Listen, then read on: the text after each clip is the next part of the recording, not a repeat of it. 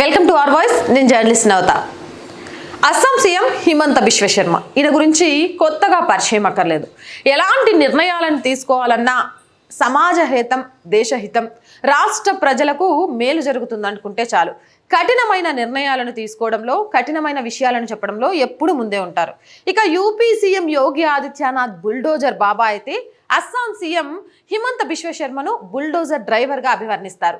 డ్రగ్స్కి సంబంధించి, మత్తు పదార్థాలకు సంబంధించి ఏకంగా బుల్డోజర్ ఎక్కి డ్రైవ్ చేసి మరీ తుక్కు చేశారు. ఆ తర్వాత పరాయి దేశాల నుంచి భారత్లోకి అక్రమంగా చొరబడుతున్న రోహింగ్యాల విషయంలో ప్రజలను, కేంద్ర ప్రభుత్వాన్ని అప్రమత్తం చేసే విధంగా ఇలానే కొనసాగితే రానున్న రోజుల్లో అస్సాంలో పరిస్థితి మారిపోతుంది, ఇప్పటికీ 40% కంటే ఎక్కువ జనాభా తయారయ్యారు అంటూ ఆయన మాట్లాడిన మాటలు దేశంలో సంచలనంగా మారాయి. ఇక అక్రమ మత మార్పిళ్ల విషయంలో కానీ, అలాగే వివాహ చట్టంలో విషయంలో కానీ రాష్ట్రంలోని ప్రజలందరికీ కూడా ఒకటే రకమైన రూల్ అంటూ ఈయన తీసుకొచ్చిన చట్టాలన్నీ కూడా చాలా రాష్ట్రాలకు ఆదర్శంగా నిలిచాయి.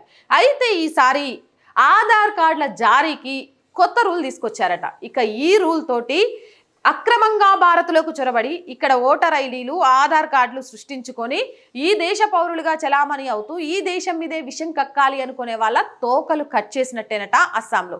ఆ రూల్స్ ఏంటి అంటే, ఆధార్ కార్డుల విషయంలో అస్సాం ప్రభుత్వం తీసుకున్న నిర్ణయం, ఇక మీదట ఆధార్ కార్డ్ జారీ చేయాలంటే జాతీయ పౌర నమోదా దరఖాస్తు నెంబర్ లేదా ఫామ్ను జత చేయాల్సి ఉంటుంది.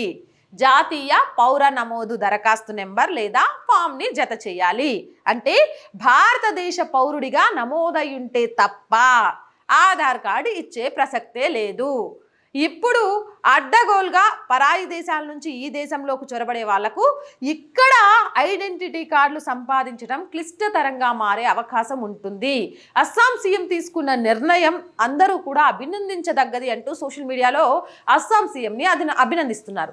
అక్టోబర్ 1 నుంచి ఈ విధానం అమల్లోకి వస్తుందని రాష్ట్ర ముఖ్యమంత్రి హిమంత బిశ్వ శర్మ తెలిపారు. దీనికి సంబంధించిన పూర్తి మార్గదర్శకాలను త్వరలో విడుదల చేయనున్నారు. రాష్ట్రంలో అక్రమ వలసలు అరికట్టడానికి ఈ చర్యలు తీసుకుంటున్నట్లు చెప్పారు. రాష్ట్రంలో ఉన్న జనాభా కంటే ఆధార్ కార్డుల సంఖ్య ఎక్కువగా ఉంది. వారెవ్వా, జనం కంటే ఓటర్ ఐడి కార్డులు ఎక్కువ ఉంటున్నాయి, జనం కంటే ఆధార్ కార్డులు ఎక్కువ ఉంటున్నాయి, జనం కంటే పథకాలు పొందే వాళ్ళు ఎక్కువ ఉంటారు. ఆలోచించండి.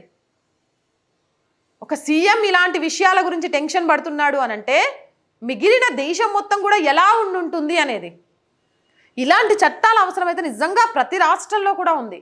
అక్రమంగా చొరబడి ఇక్కడ ఉన్న వాళ్ళ మధ్య చిచ్చు పెడుతూ ఈ దేశాన్ని విచ్ఛిన్నం చేయడానికి ఓటు బ్యాంకు రాజకీయాల కోసం పాల్పడే కొంత రాజకీయ నాయకులకు వీళ్ళు మద్దతుగా నిలుస్తూ మీకు మేము, మాకు మీరు అన్నట్టుగా ఈ దేశం మీద విషం కక్కే ప్రయత్నం చేస్తున్న వాళ్ళను గుర్తించాల్సిన అవసరం ఉంది.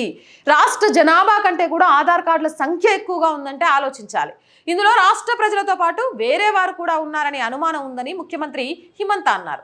అందుకే ఎన్ఆర్సీ దరఖాస్తుకు సంబంధించి రసీదు నెంబర్ను ఆధార్ కార్డుకు అప్లై చేసినప్పుడు జత చేయాలనే నిబంధనలు కూడా పెట్టారు. అస్సాంలో ఇక మీదట ఆధార్ కార్డుల జారీ ఎంత మాత్రం సులభం కాదని చెప్పారు.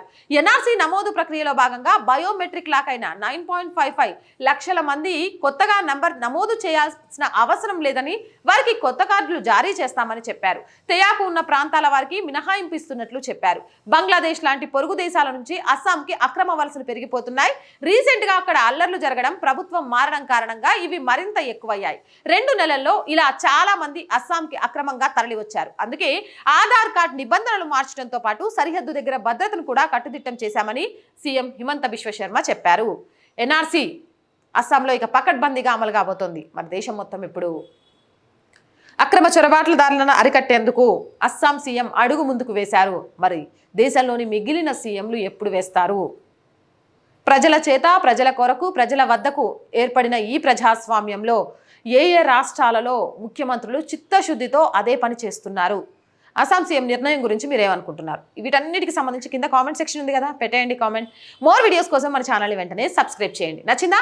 లైక్ చేయండి, షేర్ చేయండి, సపోర్ట్ చేయండి. అండ్ ఆర్థికంగా ఈ ఛానల్కి చేయూతగా నిలవండి.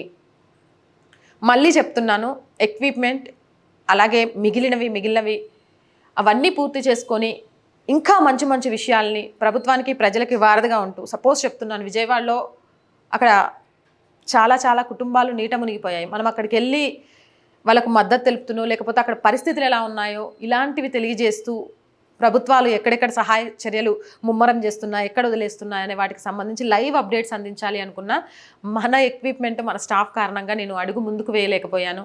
హైడ్రాకి సంబంధించి కూడా అలానే సోషల్ మీడియాలో వచ్చేవి తీసుకొని హైడ్రాకి సంబంధించి చేయగలుగుతున్నాను, కానీ నిజంగా హైడ్రా బాధితుల దగ్గరికి వెళ్ళి మాట్లాడాలని ఉంది. కానీ మన ఎక్విప్మెంట్ సరిపడా లేదు అండ్ మన దగ్గర స్టాఫ్ అలా లేరు, కాబట్టి వెళ్ళలేకపోతున్నాను. ఇలాంటివన్నీ చేస్తూ జాతీయవాదం, సనాతన ధర్మంతో పాటు ప్రభుత్వానికి, ప్రజలకి వారధిగా ఉంటూ 6 అడుగులు ముందుకు వేయాలనుకుంటుంది.